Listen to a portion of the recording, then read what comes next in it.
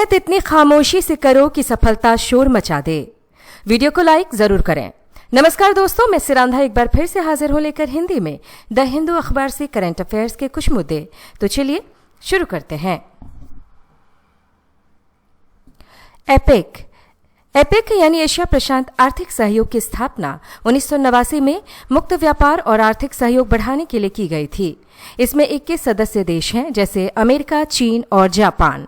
इसका उद्देश्य सतत विकास, क्षेत्रीय एकता और वस्तुओं, सेवाओं व निवेश के आसान आदान प्रदान को बढ़ावा देना है।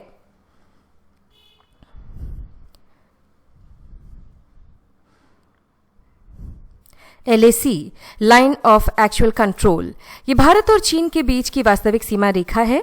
इसकी अवधारणा चीनी प्रीमियर झोउ एनलाई ने 1959 में दी थी और ये मुख्य रूप से 1962 के युद्ध के बाद दोनों सेनाओं के नियंत्रण वाले क्षेत्रों को दर्शाती है।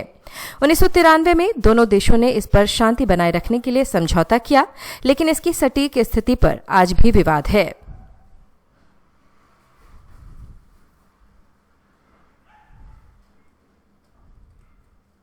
इन जगहों को आप मैप पर लोकेट कर सकते हैं एटलस में।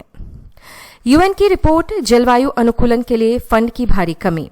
संयुक्त राष्ट्र की नई रिपोर्ट के अनुसार विकासशील देशों को 2035 तक हर साल लगभग 365 अरब डॉलर की जरूरत होगी ताकि वे जलवायु परिवर्तन के असर से निपट सकें।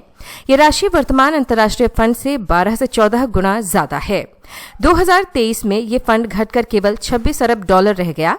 ये बढ़ती कमी लोगों और अर्थव्यवस्थाओं को बड़े खतरे में डाल रही है और दिखाती है कि अमीर देश अपनी वित्तीय जिम्मेदारियां पूरी नहीं कर रहे हैं। अनुच्छेद 75, प्रधानमंत्री को राष्ट्रपति नियुक्त करते हैं। अन्य मंत्रियों की नियुक्ति प्रधानमंत्री की सलाह पर होती है। मंत्रिपरिषद सामूहिक रूप से लोकसभा के प्रति जिम्मेदार होती है। अनुच्छेद 164, मुख्यमंत्री को राज्यपाल नियुक्त करता है। अन्य मंत्रियों की नियुक्ति मुख्यमंत्री की सलाह पर होती है। मंत्रिपरिषद सामूहिक रूप से विधानसभा के प्रति जिम्मेदार होती है। अनुच्छेद 239AA, अनुच्छेद 239AA दिल्ली को विशेष दर्जा देता है। इसके तहत दिल्ली में एक विधानसभा और मुख्यमंत्री के नेतृत्व में मंत्रिपरिषद बनाई जाती है। ये परिषद राज्य सूची और समवर्ती सूची के विषयों पर कानून बना सकती है, लेकिन पुलिस, भूमि और कानून व्यवस्था जैसे मामले केंद्र सरकार के नियंत्रण में रहते हैं। पीएम श्री स्कूल योजना, केरल सरकार ने पीएम श्री स्कूल योजना को फिलहाल रोक दिया है। ये फैसला गठबंधन सहयोगी सीपीआई के कड़े विरोध के बाद लिया गया, जिसने आरोप लगाया था कि ये योजना शिक्षा क्षेत्र में आरएसएस के एजेंडे को लागू कर सकती है। अब एक कैबिनेट उपसमिति इसकी समीक्षा करेगी। MM हिल्स कर्नाटका, माले महादेश्वर बेट्टा यानी MM हिल्स कर्नाटक में है। ये भगवान महादेश्वर, जो कि शिव का एक रूप है, इनको समर्पित एक प्रमुख तीर्थ स्थल है। ये चामराजनगर जिले की एक पहाड़ी श्रृंखला है जो अपने घने जंगलों और जैव विविधता के लिए प्रसिद्ध है और ये पूर्वी घाट का हिस्सा है। बांदीपुर एंड नागरहोल, बांदीपुर और नागरहोल के पास बढ़ते मानव बाघ टकराव और अनियमित पर्यटन के कारण सरकार ने 28 अक्टूबर से दोनों अभयारण्यों में एक सफारी यात्रा कम कर दी है। मंत्री ईश्वर बी खांद्रे ने कहा कि देर शाम तक चलने वाली सफारियां वन्य जीवों और किसानों को परेशान कर रही थीं।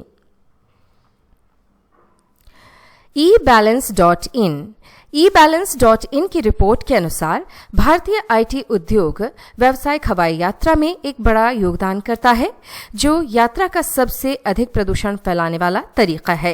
रिपोर्ट सलाह देती है कि आईटी कंपनियां अपने कार्बन कटौती लक्ष्यों को पूरा करने के लिए ट्रेन, बस चुनने और उड़ानों को सीमित करने जैसी टिकाऊ यात्रा नीतियां लागू करें। प्रधानमंत्री पीएम की समुद्री विकास योजना, प्रधानमंत्री नरेंद्र मोदी ने मुंबई में इंडिया मैरीटाइम वीक 2025 में 2.2 लाख करोड़ रुपए से अधिक की योजनाएं शुरू की। इनसे भारत के समुद्री और जहाज निर्माण क्षेत्र को मजबूती मिलेगी। परियोजनाओं का उद्देश्य बंदरगाहों की कार्यक्षमता बढ़ाना, देश में जहाज निर्माण को प्रोत्साहन देना और लाखों रोजगार पैदा करना है। India EU deal. जिनेवा में संयुक्त राष्ट्र व्यापार और विकास सम्मेलन के बाद बर्लिन में हुई बैठक में भारत के वाणिज्य मंत्री ने कहा कि अमेरिका और यूरोपीय संघ के साथ व्यापार समझौते पर बातचीत चल रही है, लेकिन उन्होंने स्पष्ट किया कि समझौता तभी होगा जब वो न्यायसंगत हो और भारत के हित में हो, किसी दबाव में नहीं। भारत चीन वार्ता। भारत चीन सेनाओं के बीच 23वें दौर की कोर कमांडर स्तरीय वार्ता 25 अक्टूबर 2025 को हुई। इस बातचीत का मुख्य विषय पश्चिमी सीमा खंड का प्रबंधन करना और वास्तविक नियंत्रण रेखा पर शांति और स्थिरता बनाए रखना था। दोनों पक्ष इस बात पर सहमत हुए कि सीमावर्ती क्षेत्रों में मुद्दों को हल करने और स्थिरता सुनिश्चित करने के लिए सैन्य और राजनयिक माध्यमों का उपयोग जारी रखा जाएगा। चीन की शिकायत। डब्ल्यूटीओ में चीन की शिकायत भारत की प्रोडक्शन लिंक्ड इंसेंटिव योजनाओं पर है। चीन का आरोप है कि ये योजनाएं घरेलू सामानों को प्राथमिकता देकर और चीनी उत्पादों के साथ भेदभाव करके वैश्विक व्यापार नियमों का उल्लंघन करती है। उष्णकटिबंधीय चक्रवात बनने की शर्तें। समुद्र का तापमान कम से कम 26 डिग्री सेल्सियस हो, निचले वायुमंडल में अधिक नमी हो, ऊंचाई पर हवा की दिशा और गति में कम बदलाव हो, विषुवत रेखा से 5 डिग्री से अधिक दूरी पर कोरियोलिस बल आवश्यक, पहले से बना कोई निम्न दबाव क्षेत्र हो, गर्म नम हवा ऊपर की ओर उठे। राष्ट्रीय बीज कॉरपोरेशन। केंद्रीय कृषि मंत्री ने नई दिल्ली में राष्ट्रीय बीज निगम की अत्याधुनिक सब्जी और फूल बीज प्रसंस्करण इकाई का उद्घाटन किया। साथ ही उन्होंने देश भर में 5 अन्य बीज प्रसंस्करण संयंत्रों का भी वर्चुअल उद्घाटन किया। किसानों के लिए उच्च गुणवत्ता वाले बीजों की उपलब्धता और पारदर्शिता सुनिश्चित करने के लिए सीड मैनेजमेंट 2.0 और एक ऑनलाइन बीज बुकिंग प्लेटफॉर्म भी लॉन्च किया गया।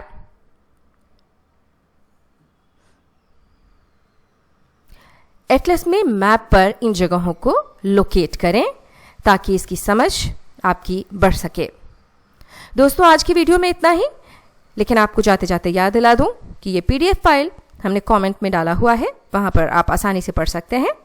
इस वीडियो को देखने के लिए आपका बहुत बहुत धन्यवाद। एक अन्य वीडियो के साथ हम फिर हाजिर होंगे।